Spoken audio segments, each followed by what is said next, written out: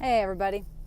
You're probably thinking you posted 4 videos and then you left. And I did, because what I learned from those first 4 videos is the amount of time and energy it takes to edit videos and think through them and plan them. And then was chatting with a friend, you know who you are, who was just like, so stop editing and just do it raw and natural and real.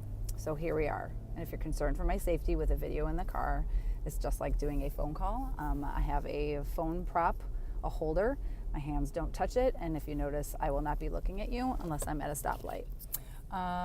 So just sharing, right? Been getting also a lot of feedback of people who are like, when you talk, like I'm doing those same things too, and it's real for me too, and it's helpful to hear somebody else, working through it and going through it, and just kind of, again, as I mentioned in that first video, like I just see myself as an applier.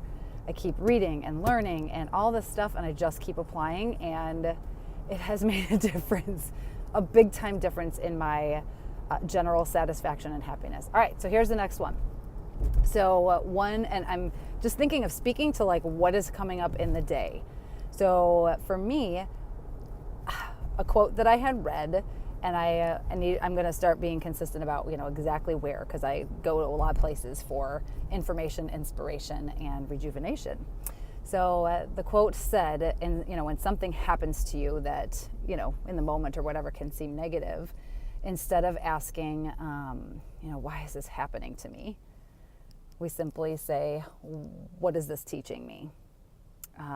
And that I almost rarely think the why is this happening to me, and for me that used to be kind of a frequent response of like, yeah, of course, this is here we go again, look what I have, look what's happened to me. That kind of used to be more of a frequent response for me. And now I am finding that my response when something happens is, and I'm not denying any hardship or negative feelings at all, because those are still totally there. So this week I went to do a workshop, and I'm working on planning and prepping ahead. And because frequently I save things till the last minute. And I planned and prepped ahead, and I had everything ready on Monday. This thing wasn't until Wednesday. I mean, I had my stuff together. So I'm planning and prepping, have everything. However, I leave. I'm going to get to this place an hour and a half before the workshop starts. And I'm just really excited to like be there and play music and just enjoy, setting up in the morning and being out of the house and getting ready to be inspired by people and for people. And all of a sudden I'm like pulling in, and this place is probably a half hour from my home on a good day, and I'm pulling up, and just suddenly went, oh my gosh, I don't have my presentation suitcase, which has everything in it, a lot of things, not everything, but a lot of things. And so my immediate old response would have been to get angry, flip out, things like, are you kidding me? And why is this happening to me? And to completely lose it. And I'm not saying that didn't happen for the first few minutes. However, I began just to breathe, like, okay, so what can I figure out here? And I then frequently will go into what are my choices. My choices is that I can just get in the car, turn right back around, and drive home and get the suitcase, which then would put me, to the site a half hour before things started, and I wouldn't feel as grounded and centered. And okay, is that a big deal?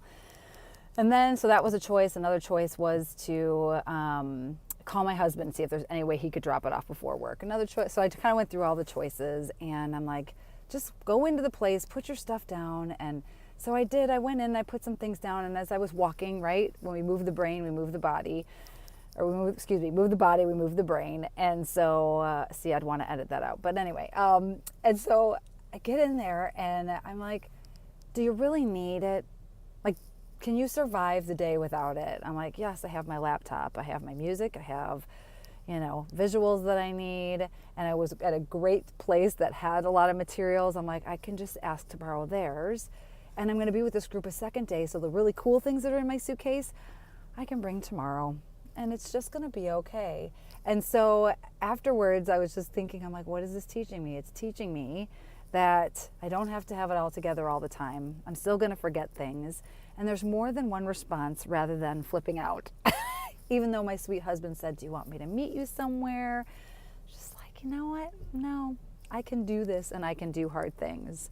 And that is something that for sure keeps coming up for me, is like situations that are challenging. I frequently had rescues, growing up, and or, even with my husband, the old version of my husband would step in to rescue, and I would just let them. And so it was just teaching me to be empowered in that moment. So challenge for the day, the week, or the rest of your life is, instead of why is this happening to me, or why me, or why not us? Everything happens to everybody. Stuff like this happens all the time. And that is like a small, small, small thing, right? That wasn't a death in the family or, something extremely tragic. However, I would treat them like that. Something small would be such a big deal. And I think that's what it was teaching me, is that it's not. Have an intentional day, everybody.